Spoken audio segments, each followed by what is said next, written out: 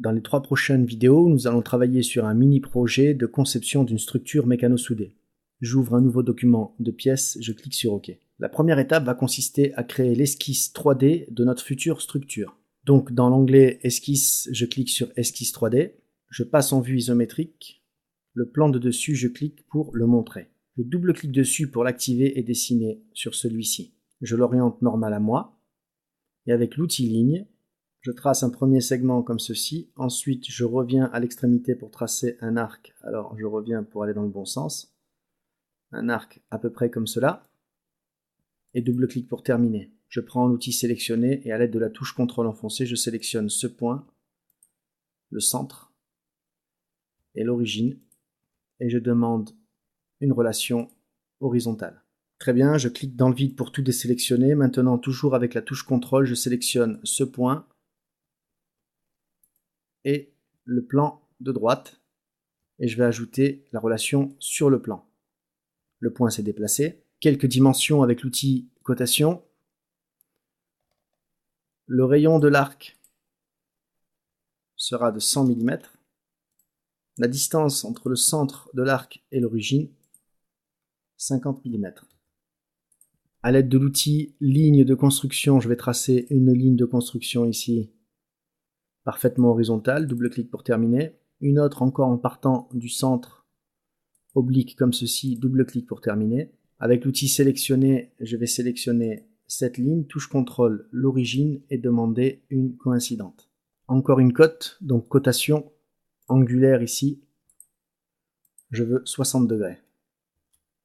Maintenant, je vais tracer un point que je positionne à peu près ici. Et avec l'outil sélectionné, je le sélectionne, touche CTRL enfoncé, l'arc, la ligne. Entre ces 3 entités, je veux une intersection. Voilà ce qui positionne mon point. Je repasse en vue isométrique. Double-clic dans le vide pour quitter le plan de dessus. Et avec la touche CTRL, je m'approche du plan de dessus et je crée un plan parallèle ici. Au-dessus, le plan 3. Avec l'outil cotation, je vais spécifier une distance entre les deux plans de 60 mm. Je prends l'outil sélectionné, double-clic sur le plan 3 pour travailler dessus, je l'oriente normal à moi. Je prends l'outil point, je positionne un point à peu près par ici. Et avec l'outil sélectionné, je sélectionne justement ce point, touche CTRL. Alors il me faut l'origine. Et j'ajoute une relation normale. Des segments. Un comme ça et un comme ça. Alors double-clic pour terminer. Je valide mes segments. Je sélectionne dans l'arbre le plan de droite, touche CTRL enfoncé, ce point. J'ajoute encore une relation sur le plan. Je valide. Je continue à faire coïncider mes points avec mes plans standards. Donc je prends cette fois le plan de face, touche CTRL enfoncé, ce point. Et j'ajoute une relation sur le plan. Quelques dimensions pour contraindre cette esquisse. Cotation. Ce segment fera 50 mm. La distance entre l'origine et ce point sera de 60 mm. Et pour finir, une cote angulaire ici de 110 degrés entre les deux segments. L'esquisse a noirci.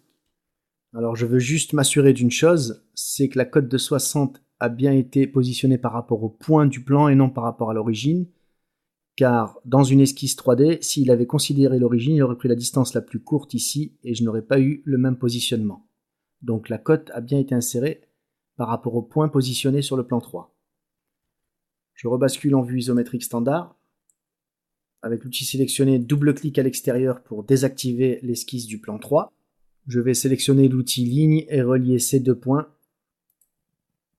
Notre esquisse est terminée. Comme l'indique sa couleur noire, elle est totalement contrainte. Je vais conserver cette esquisse pour la suite des vidéos sur ce projet de construction soudée.